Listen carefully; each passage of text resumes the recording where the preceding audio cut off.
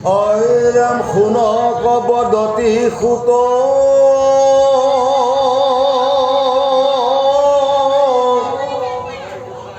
কহিবা সেইহে কথা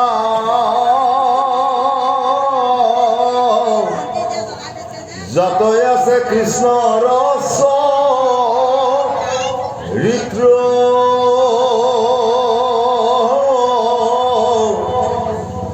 তাহাৰে কহিবা কথা বিষ্ণুপাদ পঙ্কজৰ যিটো মধু পিয়ে প্ৰতিনিত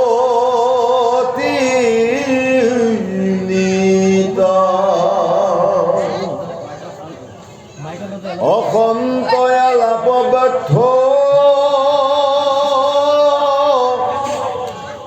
আয়ু ক্ষয় কৰে মাত্ৰ তোমাক মানিলো এহি জানি তুমি মহাভাগৱত কৃষ্ণ কথা অমৃতক পিয়ায়ুয়া মাকাম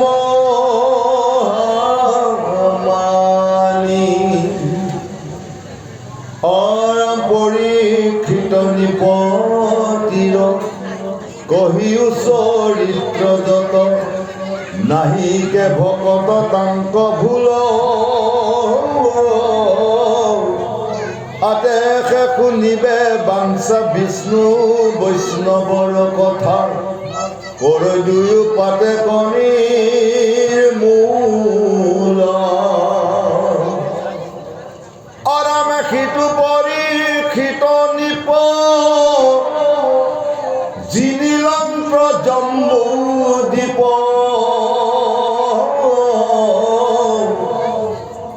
একলে কৰিয়া মহাগ্ৰহ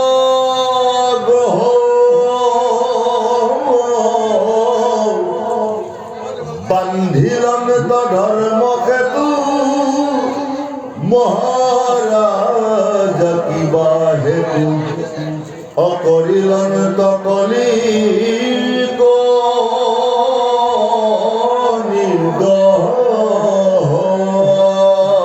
কৃষ্ণ কৃষ্ণ হে গুৰু সবাই মাতৃ হ'ব গংগাৰ তীৰত শাপাগ্ৰস্ত পৰীক্ষিতক উদ্ধাৰৰ কাৰণে শুক মহাশয়ে এই কথাখিনি প্ৰকাশ কৰি আছে কাৰণ পৰীক্ষিতে শুকক প্ৰশ্ন কৰিছে কাৰণ আৰু এই কথাখিনিকে আলাপ আলোচনা কৰি আছে ধৰ্ম আৰু পৃথিৱীৰ মাজত আলাপ হৈছে কেনেকৈ দানী মানি গুণী জ্ঞানী ৰজা পৰীক্ষিত কিয় কলিৰ ৰোষত পৰিব লগা হ'ল কলিয়ে কিয় তেওঁ গাত পৰিলে আৰু এই কলিয়ে সমস্ত পৃথিৱীতে গাত পৰিলে কাৰণ কলিৰ ৰোষত ৰজা পৰীক্ষিত পৰিছিল কাৰণ তেতিয়া পৰীক্ষিত ৰাজ্যত কলি প্ৰৱেশ হৈছিল এই খবৰটো পোৱাৰ লগে লগে ৰজা পৰীক্ষিতে হাতত ধনুষৰ লৈ কলিৰ অনুসন্ধানত তেওঁ আগবাঢ়িছিল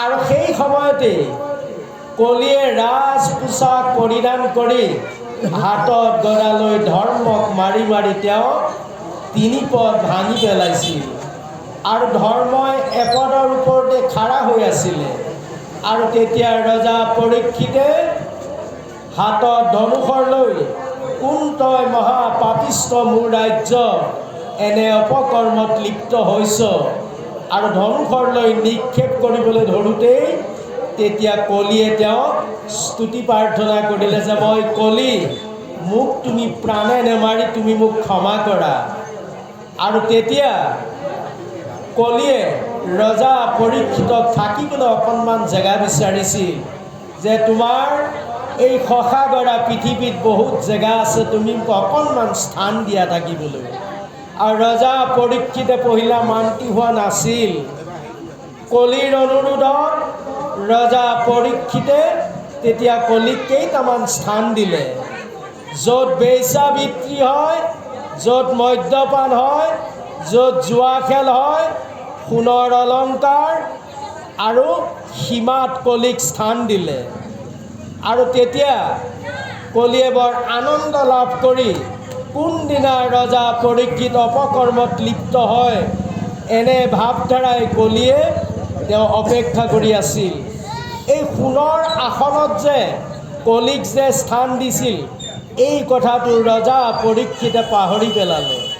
যিদিনা সমীৰ মুনিৰ আশ্ৰমত গৈ ৰজা পৰীক্ষিতে অপকৰ্ম কৰিলে সেইদিনা কলিয়ে লগে লগে ৰজা পৰীক্ষিতক গাত কৰিলে। গতিকে গুৰুসকল, যিখন গৃহত লাগে নিজৰ দেহ গৃহত হওক বা মায়া সংসাৰৰ বাহ্যিক গৃহত হওক, ৰাতিপুৱা দুপৰীয়া আৰু সন্ধ্যাবেলা যিখন গৃহত ঈশ্বৰৰ উপাসনা নহয়, এই ত্ৰিসন্ধ্যা যাৰ গৃহত নহয় সেইখন গৃহতেই কলিয়ে বসবাস কৰে। বিশেষকৈ দুটা সময় বৰ বিপদজয় সময়। ৰাতিপুৱা আৰু সন্ধ্যাবেলা যিখন গৃহত কাল সন্ধ্যাৰ লগে লগেই ধূপ বন্তি প্ৰজ্বলন নহয়, জানিব সেইখন গৃহত কলিয়ে প্ৰৱেশ কৰে। আৰু যিখন গৃহত হাই গণ্ডগোল চলি থাকে সন্ধ্যা ধূপ বন্তি জ্বলোৱাৰ সময়ত, জানিব সেইখন গৃহৰ লোকসকল নৰকৰ বসবাসী। আৰু যিখন গৃহত ৰাতিপুৱা দুপৰীয়া সন্ধ্যাবেলা ঈশ্বৰৰ উপাসনা চলি থাকে, জানিব সেইখন গৃহ বৈকুণ্ঠৰ বসবাসী লোকসকল। তাত কলি প্ৰৱেশ হ'ব নোৱাৰে। গতিকে আমাক কৈছে আমাৰ দেহ গৃহটো আমি পৰিষ্কাৰ কৰিব লাগিব। প্ৰথম বাহ্যিক, যদি আপোনাৰ মোৰ বাহিৰৰ আঁচনিখন যদি শুদ্ধ নহয় তেতিয়াহ'লে দেহটো পবিত্ৰ হ'ব নোৱাৰে। যেনেকৈ আপুনি মই চাবোনেৰে সুন্দৰকৈ ধুই পখালি শৰীৰটো পৰিষ্কাৰ কৰি ৰাখোঁ, কিন্তু ততোধিক আমাৰ দেহৰ ভিতৰ চৰা পৰিষ্কাৰ হ'ব লাগিব। যদি আপোনাৰ মোৰ ভিতৰত কিঞ্চিতো যদি বিকাৰ থাকে তথাপিতো কৃষ্ণৰ নামে ক্ৰীড়া নকৰে। গুৰুসকল, কৃষ্ণক বাহিৰত বিচাৰি আমি বিভিন্ন চলাথ কৰোঁ, কিন্তু কৃষ্ণ বাহিৰত নাই, তেওঁ বাহিৰে ভিতৰত সকলোতে কৃষ্ণ আছে। হৃদয়ত থকা পৰমাত্মাই যেতিয়ালৈকে কৃপা নকৰে তেতিয়ালৈকে আপুনি মই যিমানেই কৃষ্ণক বিচাৰি নাম লৈ নুফুৰোঁ কোনো নামে ক্ৰীড়া নকৰিব। এই কথোপকথনখিনি হৈছে ধৰ্ম আৰু পৃথিৱীৰ মাজত। কাৰণ যিজন গুণী জ্ঞানী দানী মানি ৰজা পৰীক্ষিত, তেওঁ পৰম মহাজ্ঞানী ৰজা আছিল। কেনেকৈ কলিয়ে তেওঁক গাত কৰিলে এই কথাখিনি আলাপ হৈছে। কৃষ্ণ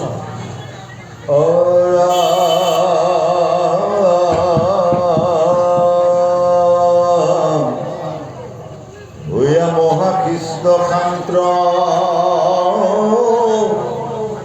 কিবা হেতুতে জিলন্ত্ৰ তৰুণ কালতে প্ৰাণ পথ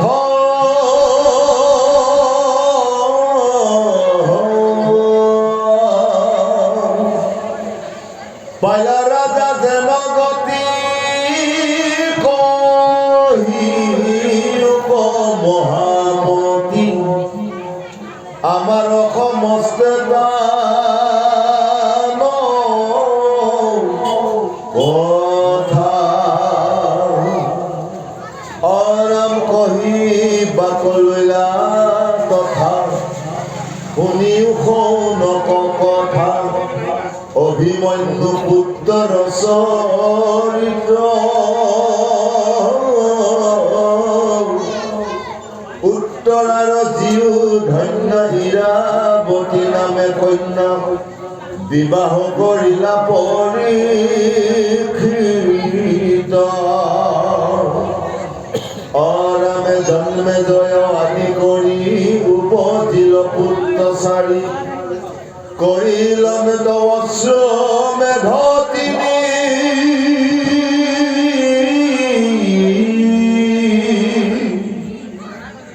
যাহাৰত গত ৰাখি প্ৰত্যেক দেৱতা ৰাখি লৈলা ভাগ পূজা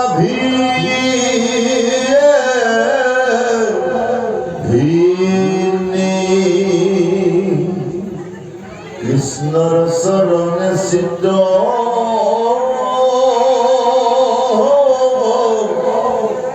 নামে খে মধুৰ গীত সদায় নচাৰে হৰি ৰখে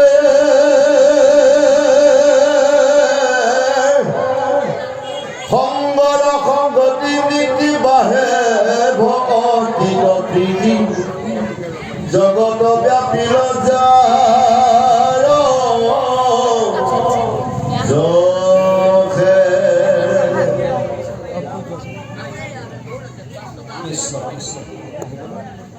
বাঢ়ে গুৰুসকল ৰজা পৰীক্ষিত তেওঁ গুণী জ্ঞানী দানীমানী ৰজা হ'লেও কাৰণ যেতিয়ালৈকে মানুহে জীৱনত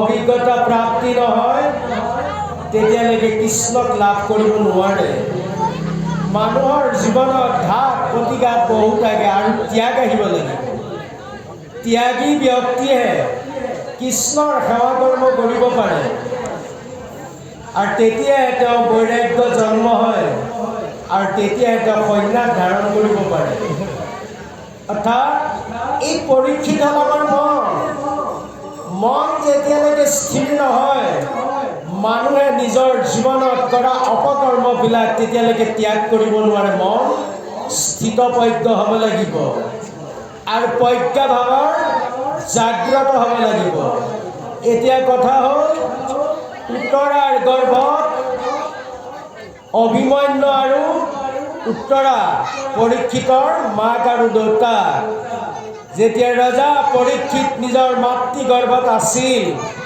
অশ্বত্থামাই সমস্ত পাণ্ডৱৰ বংশ নিষেধ কৰাৰ অভিপ্ৰায় তেওঁ ব্ৰহ্মাস্ত্ৰ নিক্ষেপ কৰিছিল আৰু তেতিয়া এই ব্ৰহ্মশৰ সহ্য কৰিব নোৱাৰি উত্তৰাই প্ৰাণনাথ কৃষ্ণক স্মৰণ কৰিছিল তেওঁ কৃষ্ণ বুলি কোৱা নাছিল যে হে প্ৰাণনাথ কৃষ্ণ মই ঘোৰ সংকটৰ সন্মুখীন হ'লোঁ তুমি মোক ৰক্ষা কৰা তৎকালীনে হৃদয়ত থকা হৃদয়স্থিত পৰমাত্মা কৃষ্ণই অৰ্থাৎ মহাবিষ্ণু শংখ চক্ৰ গদা পদ্মধাৰী পৰম বিষ্ণুৱে সেই ব্ৰহ্মাস্ত্ৰৰ সন্মুখত খাৰা হৈ উত্তৰা গৰ্ভত থকা সন্তানটিক ৰক্ষা কৰিছিল কাৰণ গুৰুসকল আমি ভগৱানক কেতিয়া স্মৰণ কৰোঁ যেতিয়া আমাৰ জীৱনলৈ যেতিয়া বিপদ আহে তেতিয়া আমি বিপদত পৰি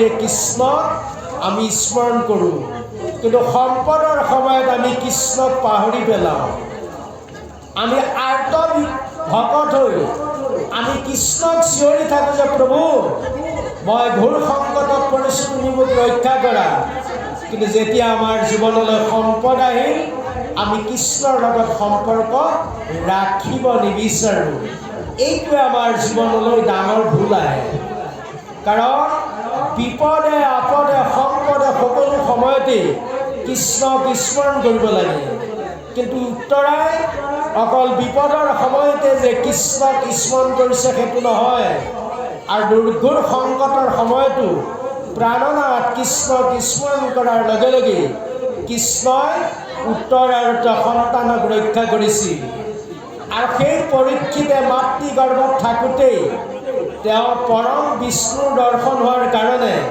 তেওঁৰ এটা নাম আছিলে বিষ্ণুৰাজ আৰু সকলো বস্তু পৰীক্ষা নিৰীক্ষা কৰি তেওঁ পৰীক্ষাত উত্তীৰ্ণ হোৱাৰ কাৰণে তেওঁৰ এটা নাম হ'ল পৰীক্ষিত কাৰণ গুৰুসকল সেই ৰজা পৰীক্ষিতে তেওঁ 3টা আশ্ৰমেত যজ্ঞ কৰিছিল আৰু তেওঁ ইৰা নামৰ এগৰাকী কন্যাক বিবাহ কৰাৰ ফলশ্ৰুতি তেওঁৰ এটি সন্তান জন্ম হৈছিলে যাৰ নাম আছিলে জন্মেজয় গতিকে গুৰুসকল আমাৰ জীৱন তেতিয়াহে ধন্য হ'ব যিদিনা আমি পঞ্চযজ্ঞ কৰ্ম কৰিম আৰু আমাৰ এই হৃদয়স্থিত পৰমাত্মাৰ কাৰণে যিদিনা আমি অকণমান কান্দিব পাৰিম সেইদিনাই আমাৰ জীৱন ধন্য হ'ব ৰজা পৰীক্ষিতে যদিও জীৱনত অপকৰ্ম কৰিলে গংগাৰ তীৰত এই মহাশাস্ত্ৰ শ্ৰৱণ কৰাৰ লগে লগে তেওঁ জীৱন ধন্য হৈছিল, তেওঁ মুক্তি লাভ কৰিছিল। ঠিক তেনেকৈ এই দুৰ্গুণ মায়া সংসাৰত এতিয়া আমি সকলোবিলাকেই পাৰ নাপাই কক বকাই ফুৰিব লাগিছোঁ। কাৰণ বিষ্ণুৰ মায়াই সমস্ত জগতকেই তেওঁ বান্ধি ৰাখিছে। এই মায়াৰ কবলৰ পৰা মুক্ত হ'বৰ কাৰণে আৰু এই জীৱই 84 যোনি লক্ষ যোনিৰ গৰ্ভৰ পৰা পৰিত্ৰাণ পোৱাৰ যিটো এটা প্ৰকল্প, যিটো ব্যৱস্থা, তাৰ কাৰণে কৈছে ধন্য ধন্য কলিকাল, ধন্য ধন্য নৰতম ভাল, ধন্য ধন্য ভাৰতবৰ্ষৰ ধন্য কৃষ্ণৰ নাম। গতিকে গুৰুভগত এই মায়া সংসাৰ তৰণৰ কাৰণেই আমাক কৈছে কলি কৃষ্ণৰ নাম শ্ৰৱণ আৰু কীৰ্তন। তেতিয়া দুৰ্গুণ মায়া সংসাৰত যিমানেই আমাৰ বিকাৰ নাথাকক সকলোবিলাক বিকাৰ নাইকিয়া হ'ব। ঠিক তেনেকৈ ৰজা পৰীক্ষিতক অকল প্ৰকাশ কৰাই নহয়, এই কলিৰ লোকসকলৰ তৰণৰ কাৰণে সুখ মহাশয়ে গংগাৰ তীৰত এই বৈকুণ্ঠৰ মহাশাস্ত্ৰ পৰীক্ষিতৰ আগত প্ৰকাশ কৰি আছে কৃষ্ণ।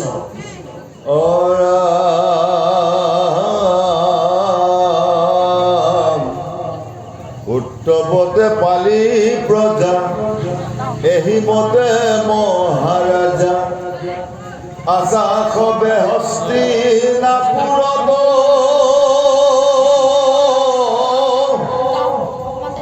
প্ৰৱেশিলা ঘূৰ কলি হেন শুনি মহাবলী, শৰধনু ধৰিলা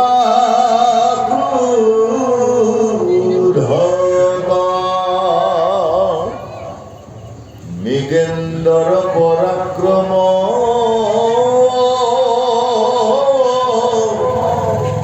শ্যামচাৰী তুৰংগম, জুৰি ৰথে শৰীৰম ততাতে,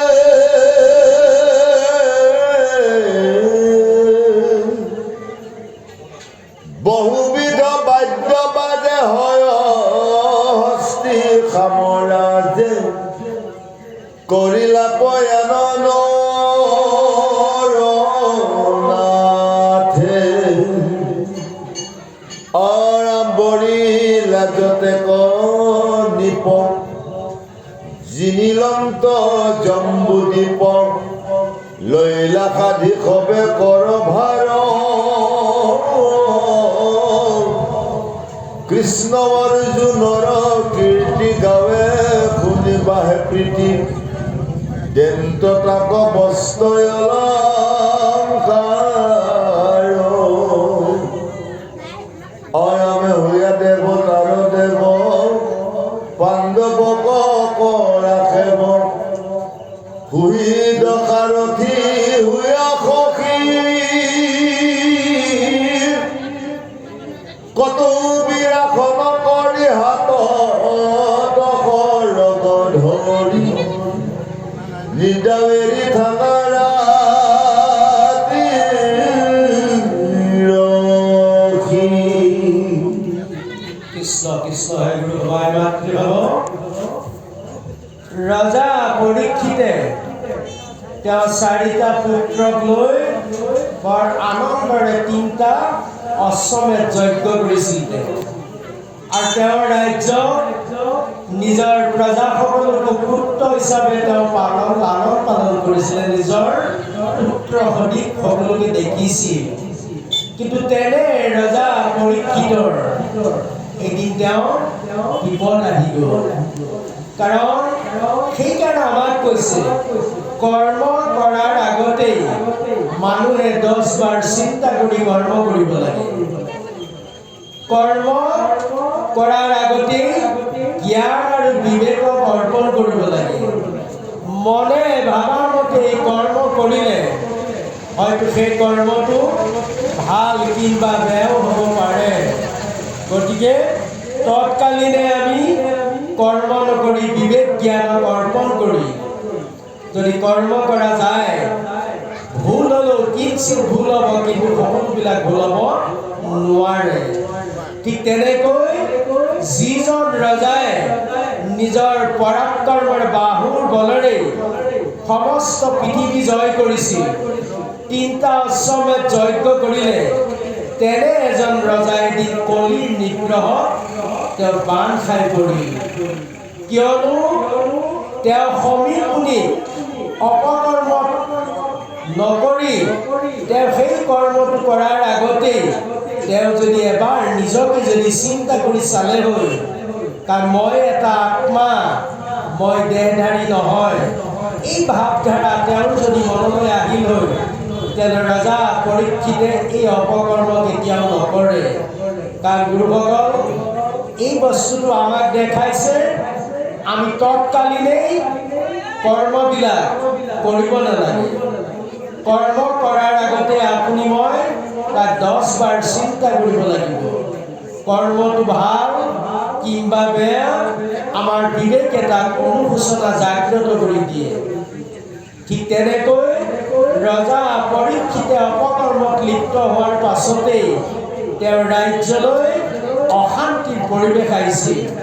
ঠিক তেনেকৈ শুদ্ধ ব্ৰহ্মাণ্ড আমাৰ দেহত দেখাইছে আমাৰ মনৰ পৰীক্ষী।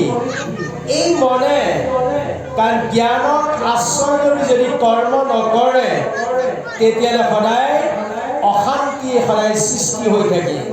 সেইকাৰণে তৎকালীন এই কৰ্মবিলাক নকৰি জ্ঞান আৰু বিবেকক অৰ্পণ কৰিব লাগে। কাৰণ আমাৰ হৃদয়ত থকা পৰমাত্মা আমি কৰ্মটো যদি অৰ্পণ কৰি দিব পাৰোঁ, তেতিয়াহ'লে হৃদয়ত থকা পৰমাত্মাই আমাক ভুল হ'লেও ক্ষমা কৰি দিব। গতিকে ৰজা পৰীক্ষিতৰ মাত্ৰ একোটা তাৰ উদাহৰণস্বৰূপে আগবঢ়াইছে গুৰুসকল। গতিকে গুণী জ্ঞানী ব্যক্তিসকলে কাৰণ আনৰ ভুল নেদেখে, আনক কেতিয়াও বেয়া বুলি নকয়, তেওঁ নিজকে নিজে সদায় বেয়াৰ আখ্যান দিয়ে। গুণী জ্ঞানী লোকসকলৰ সেইটো এটা ধৰ্ম। কিন্তু আমি হ'লে পৰৰ নিন্দা, পৰৰ চৰ্চা, পৰৰ দুখ গুণ দেখি বৰ ভাল পাওঁ। নিজকে সদায় ভাল বুলি প্ৰশংসা কৰোঁ, আনক বেয়া বুলি কওঁ। ঠিক তেনেকৈ ৰজা পৰীক্ষিতৰ কৰ্মক্ষেত্ৰত সেই একেটাই হৈ উঠিছিল। গতিকে ৰজা পৰীক্ষিতক কলিয়ে গাত কৰিছিল। গতিকে গুৰুভকত কলি আপোনাৰ মোৰ দেহতে আছে, যিটো দেহত লাগে আভ্যন্তৰীণত বা বাহ্যিকত, এই ত্ৰিসংজ্ঞা যাৰ ঈশ্বৰৰ লগত সম্বন্ধ নাথাকে, সেইটো দেহতেই কলি প্ৰৱেশ হৈ থাকে। আৰু বাহ্যিক দেহটো দেখাইছে মায়া সংসাৰৰ এই ত্ৰিসংজ্ঞা পুৱা দুপৰীয়াৰ সন্ধ্যাবেলা যিখন গৃহত ঈশ্বৰৰ উপাসনা নহয়, আৰু সেইখন গৃহত কলি প্ৰৱেশ হৈ থাকে। গতিকে এই কলিৰ পৰা পৰিত্ৰাণ পাবৰ কাৰণে আমাক কৈছে নাম ধৰ্ম, আৰু এই কলি ধৰ্ম হ'ল কৃষ্ণৰ নাম। গতিকে যিটো দেহত বা বাহ্যিক সাংসাৰিক মায়া দেহটো এই কৃষ্ণৰ নাম সংকীৰ্তন যদি প্ৰকাশ হৈ থাকে, তেতিয়াহ'লে কলি প্ৰৱেশ হ'ব নোৱাৰে। সেইকাৰণে আমাক কৈছে মহান মহান ব্যক্তিসকলে, সাধু মহন্ত ভকতসকলে কৈছে ধন্য ধন্য কলিকা। এই কলিকাও একেবাৰে ধন্য গুৰুসকল। কাৰণ মাত্ৰ এবাৰ কৃষ্ণ নাম শুদ্ধভাৱে যদি ল'ব পৰা যায়, তেতিয়াহ'লে জীৱই ইহ সংসাৰ তৰি বৈকুণ্ঠত কৃষ্ণৰ লগত থকা সুবিধাকণ লাভ কৰে। কৃষ্ণ কৃষ্ণৰ বনাম যখন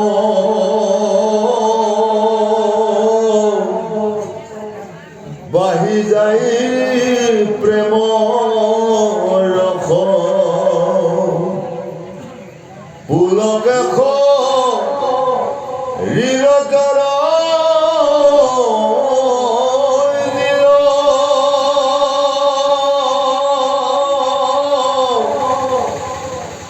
নাই ৰাতি বিষয়ত কৃষ্ণ পদ পংকজত কৰন্ত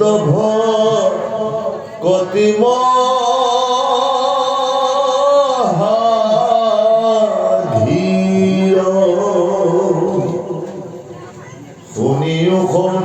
পাছে এক ভৰি মাত্ৰ আছে বিষৰূপী ধৰ্ম মহাভাগ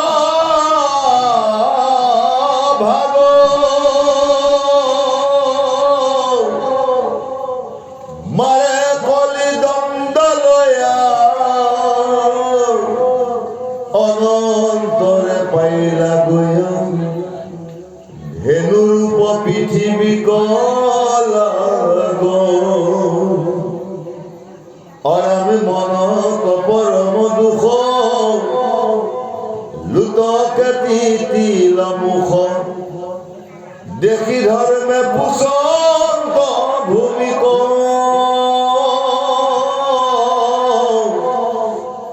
কৃষক মনত ক্লেশ ভৈলা বিবৰ্ণ বেশ কৰিছা কন্দনা দেৱী কি অৰামেকে ভৰি ফুৰো ভমি মোকে লাগি কান্দা তুমি খেদ কৰা কিবা আপোনাক শুদ্ধ শুবে হৈবে ৰজা পিৰিবে অনাথ প্ৰজা মিলিবে গলোক বিপাক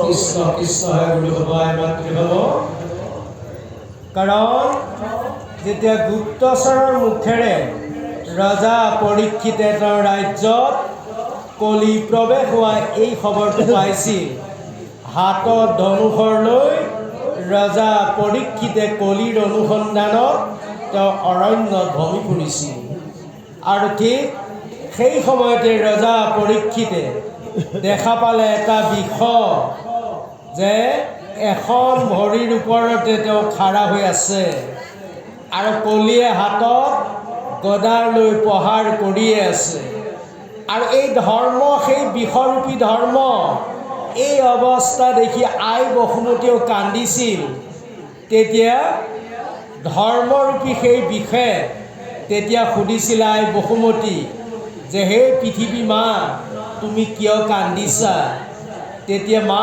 বসুমতীয়ে কৈছিলে যে তোমাৰ এই দুৰৱস্থা দেখি মোৰ চকু পানী ওলাইছে কাৰণ অসত্য সত্য শৌচ সমাদয়া এই চাৰিটা বস্তু যাৰ লগত নাই জানিব যে তেওঁ কলিয়ে গাত কৰিলে আৰু তেওঁৰ শৰীৰত ধৰ্ম বোলা বস্তুটো একেবাৰেই নাথাকে ঠিক তেনেকৈ যেতিয়া সত্য শৌচ সমাদয়া এই বস্তুকেইটা আঁতৰ হৈ গ'ল আৰু তেতিয়া আই বসুমতীয়ে বৰ দুখ অনুভৱ কৰিছিল আৰু ৰজা পৰীক্ষিতেও কলিৰ অনুসন্ধানত গৈ শেষান্তৰত সেই কলিৰ সন্মুখ হৈছিল কাৰণ গুৰুসকল এই বস্তুটো আমাক ক্ষুদ্ৰ ব্ৰহ্মাণ্ডত আমাৰ দেহত প্ৰকাশ কৰিছে যাৰ মুখেৰে কৃষ্ণৰ নাম প্ৰকাশ নাপায় যাৰ আহাৰৰ বিচাৰ নাই যাৰ নীতি নিয়ম একোৱে নাই জানিব সেইটো দেহত কলিয়ে গাত কৰিলে আৰু সেইটো দেহত সত্য শৌচ সমাদয়া বোলা বস্তুটো লুপ্ত হৈ গ'ল আৰু তেওঁৰ দৃষ্টি তেওঁৰ নিচিনা সকলোকে তেওঁ সমকক্ষ বুলি ভাবি লয় সেইকাৰণে কৈছে যে আহাৰ বিহাৰ নীতি নিয়ম এই গোটেই বস্তুকেইটা থাকিব লাগিব আৰু বিশেষকৈ সত্য শৌচ সমাদয়া এই চাৰিটা পথ যাৰ পূৰ্ণাংগ থাকে তেওঁৰ দেহত কলিয়ে প্ৰৱেশ হ'ব নোৱাৰে কাৰণ এটা বস্তুৰ অভাৱ হ'লেই আমাৰ দেহত কলিয়ে গাত কৰিবলৈ সুবিধা পায় গতিকে আমাক কৈছে খাওঁতে শুওঁতে উঠোঁতে বহোঁতে সকলো সময়তেই ভগৱন্তৰ কৃষ্ণৰ নাম জপ কৰি থাকিব লাগে তেওঁৰ নাম স্মৰণ কৰি থাকিব লাগে তেতিয়া দেহত কলি প্ৰৱেশ হ'ব নোৱাৰে গতিকে হেন কৃষ্ণৰ নাম অৱহেলা নকৰি আমি এনেকৈ সৎসংগ সাধু সংগৰ মাধ্যমত কৃষ্ণৰ গুণলীলা চৰিত্ৰৰ কথাবিলাক আমি শ্ৰৱণ কৰিব লাগে। তেতিয়া হৃদয়ত থকা পৰমাত্মাই আমাক সকলোকে কৃপা কৰিব।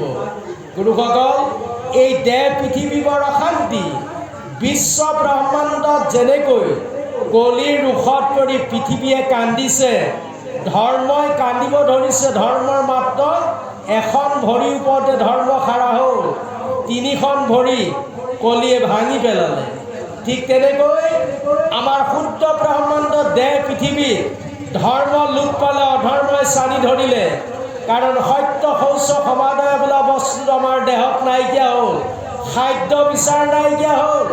অখাদ্য ভক্ষণ কৰাৰ লগে লগে আমাৰ দেহৰ গঠনমূলক যিমানবিলাক ব্যৱস্থা আছে সকলোবিলাক তাৰ বিবৰ্ণ হৈ পৰিল। গতিকে এই দেহত যেতিয়ালৈকে আমাৰ খাদ্য বিচাৰ নাথাকিব আৰু এই দেহৰ নীতি নিয়ম যেতিয়ালৈকে পালন নকৰে তেতিয়ালৈকে কলিৰ ৰোষত পৰিয়েই থাকিব।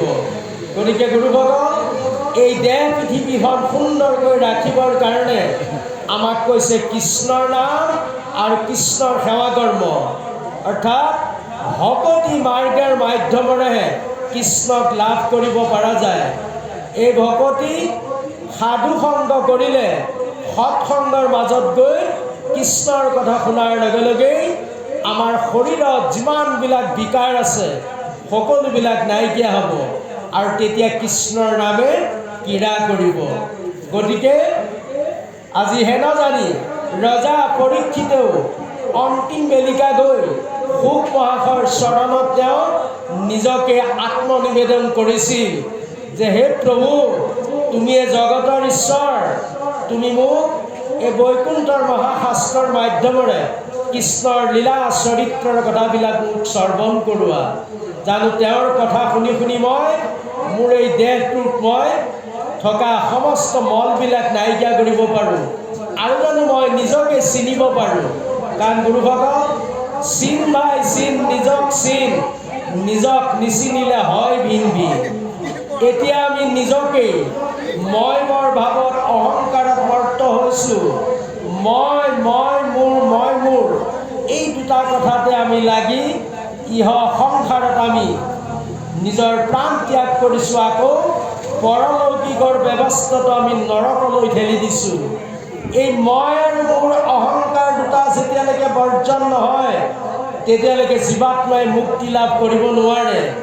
জন্ম মৃত্যু বিকাৰ মাত্ৰ দেহৰ, আত্মাৰ মৃত্যু নাই, আত্মাৰ জন্মও নাই।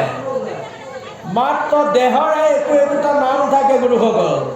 গতিকে এই দেহটোৰ এটা উপাধি, এটা পৰিচয়। জন্ম মৃত্যু দেহৰ ধৰ্ম, আত্মাৰ নহয়। গতিকে আমি সকলোৱে একো একোটা আত্মাহে। গতিকে আত্মাই আত্মাক চিনিবলৈ যত্ন কৰক। কেনেকৈ চিনিব পৰা যাব? সাধু সংগ, সৎসংগ আৰু যেতিয়ালৈকে গুৰুৰ কৃপা নহয়, যেতিয়ালৈকে গুৰুৱে আপোনাক এই পথটো নেদেখায় তেতিয়ালৈকে আত্মা দৰ্শন পোৱাটো বৰ অসম্ভৱ। কৃষ্ণ অরামে যাহার চরিত সয় মুকুতি কুবিরম্বয় হেন কৃষ্ণে ভৈল বঞ্চিত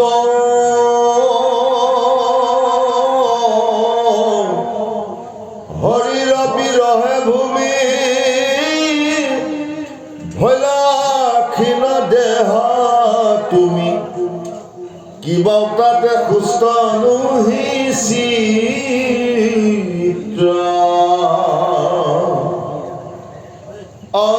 তোমাৰ ভাগ্য জীৱ কালে হৰিলে কিবা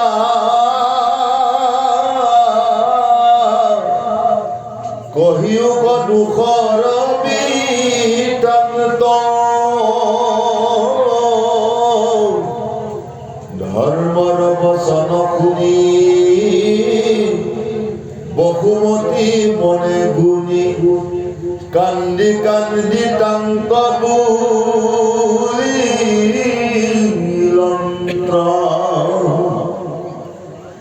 অয়ৰাম আপোন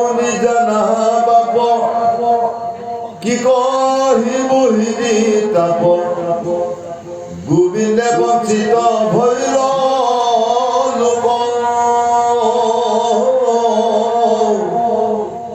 কৰিবুত নানা খেৰি প্ৰাণ কৃষ্ণ গৈল এৰি যিহেতু নখনে মোৰ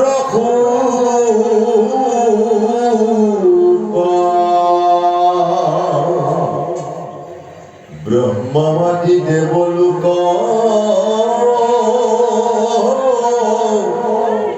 কৰে তপস্যান্তোক আমাক কটাক্ষে লক্ষ্মী মায়ে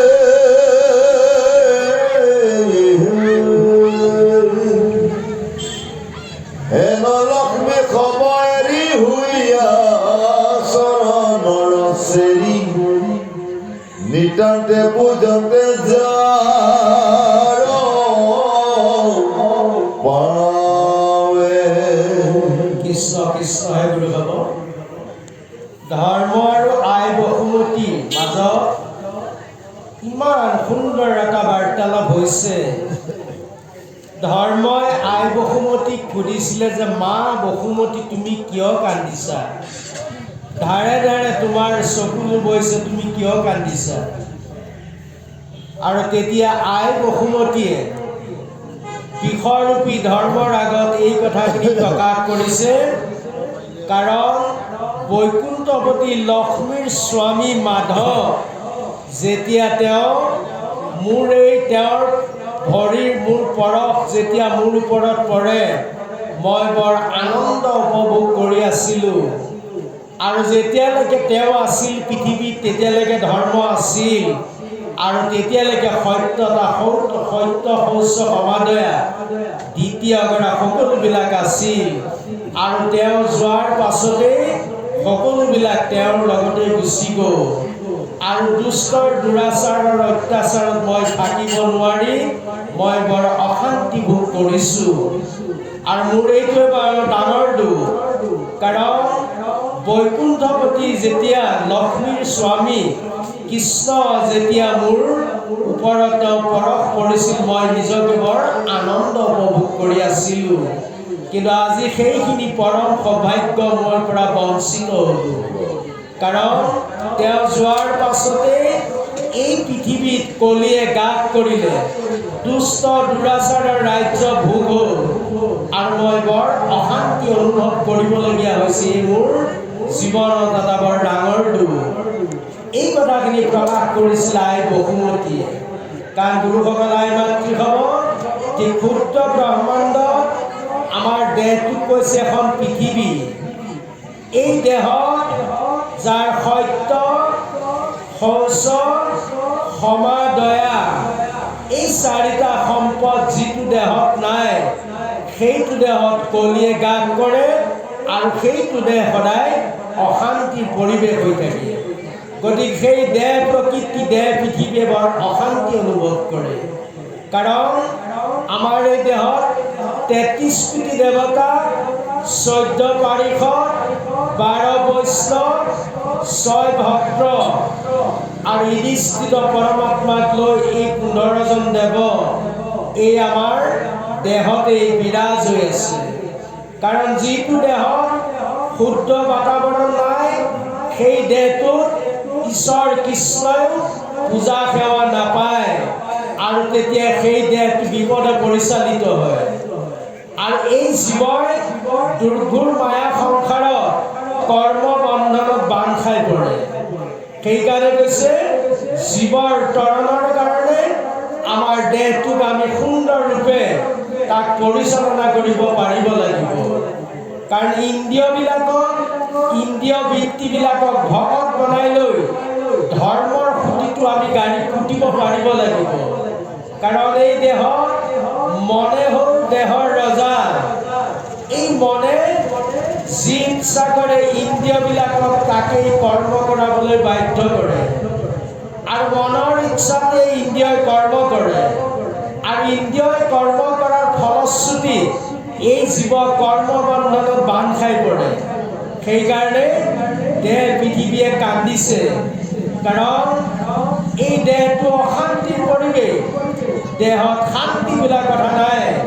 গতিকে যিদিনা আপোনাৰ মোৰ ধ্যানৰ পৰা কৃষ্ণ আঁতৰ হৈ গ'ল, যিদিনা আপুনি মই অপকৰ্মত লিপ্ত হ'লোঁ, যিদিনা পৰৰ নিন্দা পৰৰ চৰ্চা কৰিবলৈ আগবাঢ়ি গ'লোঁ, আৰু যিদিনা কৃষ্ণৰ সেৱা কৰ্মৰ পৰা বঞ্চিত হ'লোঁ, এই হৃদিস্থিত পৰমাত্মা সেইদিনা আমাৰ জ্ঞানৰ পৰা তেওঁ অদৃশ্য হৈ গুচি গ'ল।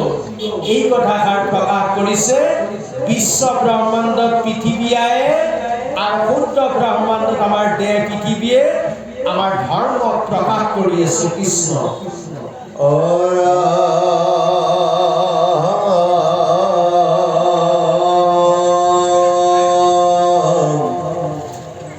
অৰুণ পংকজ পাৱ পৰশে উলসে গাৱ মুখ্যটোই অধিক মিলয় সুখ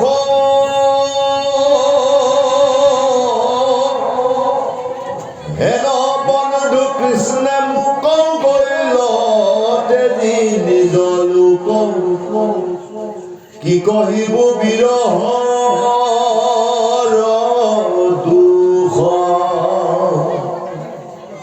পদ্ম জপ ব্রজ ধ্বজে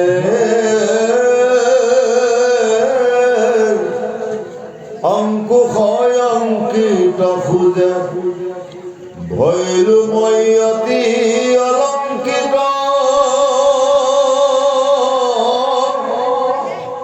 স্বর্গ তুই অধিক ইয়াতি মোৰে ভৈল খ্যাতি ভৈলু মই মহাকৃত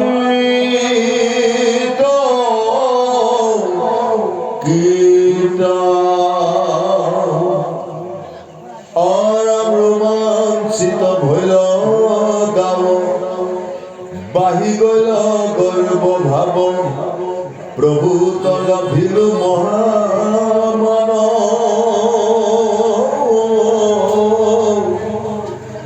নকহিল অহংকার কৰি মুখ পৰিহাৰ ভৈলন্ত বান্ধৱ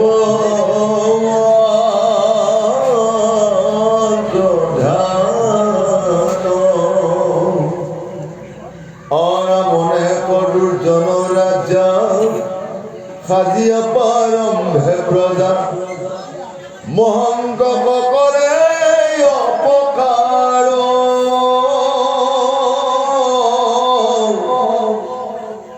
অসংখ্যাত অক্ষহীনী সংহাৰিলা ৰঙে তিনি সন্দিলাই আমাৰ মহাভাৰ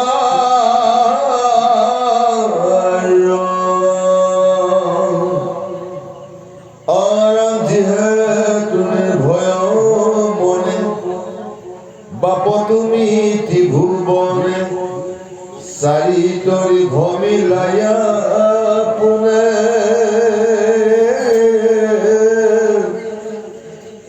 হেন মহা উপকাৰী প্ৰভু গল প্ৰাণে মৰি হৰি বহি দয়া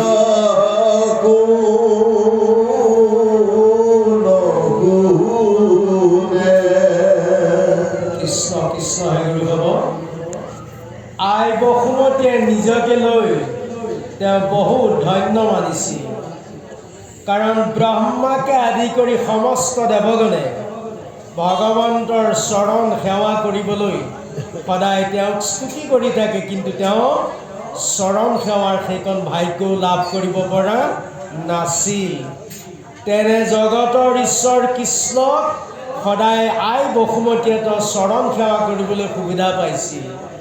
গতিকে আই বসুমতীৰ মনত এটা অহংকাৰ ভাৱৰ জাগ্ৰত হ'ল, কাৰণ ব্ৰহ্মাই যাৰ চৰণৰ সেৱাৰ যোগ্যতা হোৱা নাছিল, বা ব্ৰহ্মাই সদায় স্তুতি প্ৰাৰ্থনা কৰি যাৰ দৰ্শন পোৱা নাছিল, তেনে জগতৰ ঈশ্বৰ কৃষ্ণক সদায় আই বসুমতীয়ে নিজৰ কোলাতেই লাভ কৰিছিল। কৃষ্ণ পূৰ্ণ ব্ৰহ্ম কৃষ্ণ তেওঁ বৈকুণ্ঠপতি এই পৃথিৱীত আহি তেওঁ বিভিন্ন লীলা কৰিলে, কৰি অসংখ্য অসৈনী সেনা তেওঁ নিধন কৰিলে।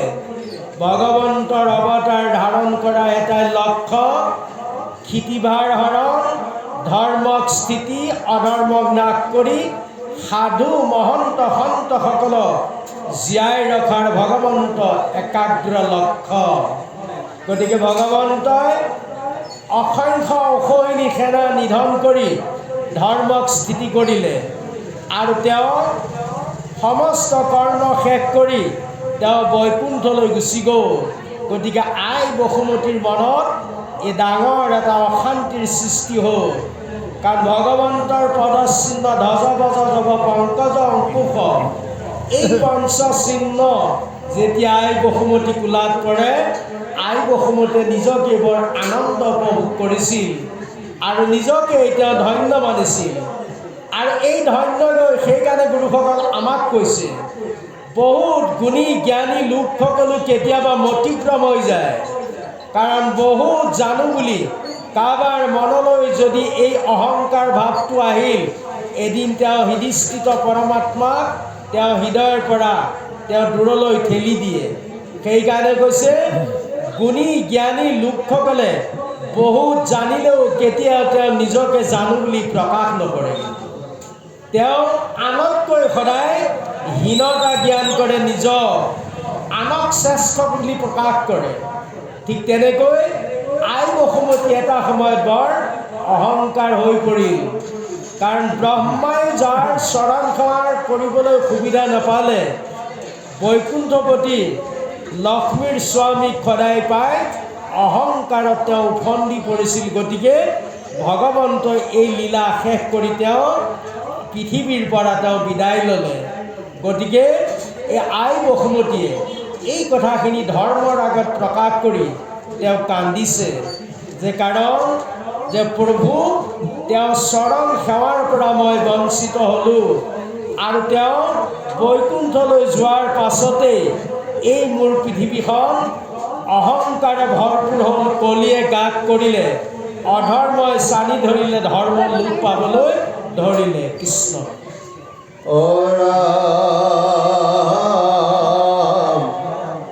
সত্যভামা আদি কৰি যতে সুন্দৰী নাৰী আৰাম কটাই খটে গৰ্ব হুৱে হত কোন স্ত্ৰী আছে হেন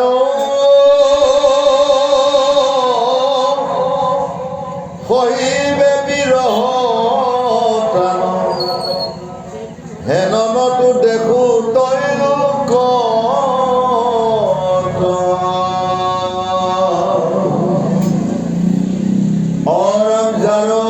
পদচিহ্ন পাই ৰোমাঞ্চিত ভৈৰকাই খনেকে নেদেখি হৃদয়ে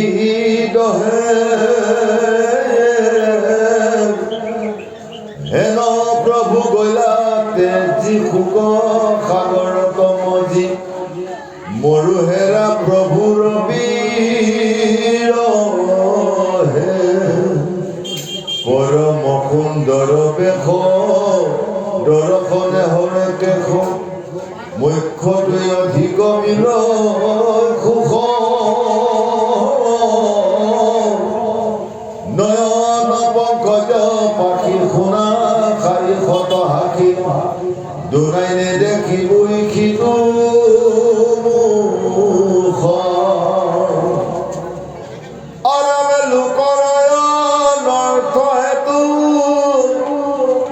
পাপি কলি ধুমকেতু তোমাৰ ভাঙিল তিনি পাদ আতৈ আনি অনুশোচ তপভূত দয়া শৌচ অসমস্তকে কৰিলা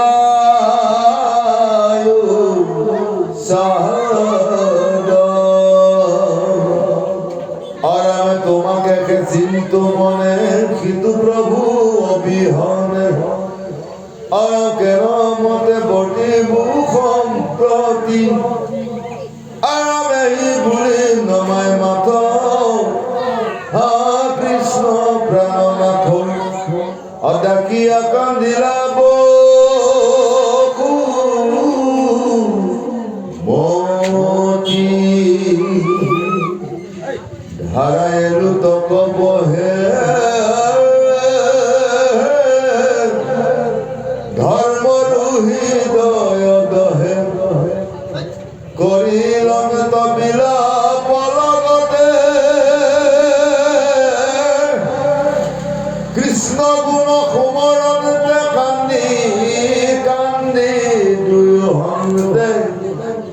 থাকিলা তথাতে